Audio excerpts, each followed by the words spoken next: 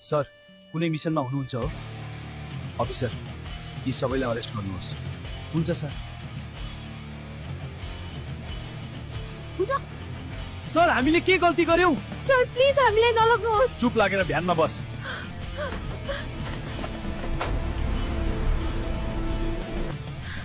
हामीसँग के हुने हो अब? मलाई केही बुझ्नै सकिरहेको छैन। त्यो भिखारी आखिरको थियो। गरीबलाई देख्दा तिमीहरूलाई हाँसो लाग्थ्यो होइन?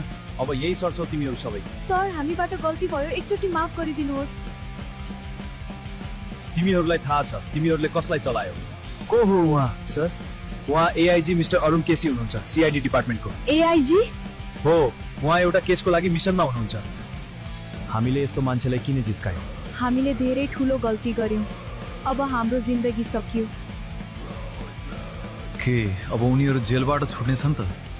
अरुणले उनीहरूलाई माफी दिनेछ कि अझै ठुलो सजाय? थाहा पाउनुको लागि अहिले नै फलो गर्नुहोस्। पार्ट 3 हेर्न चाहनुहुन्छ भने कमेन्टमा पार्ट 3 लेख्नुहोस्।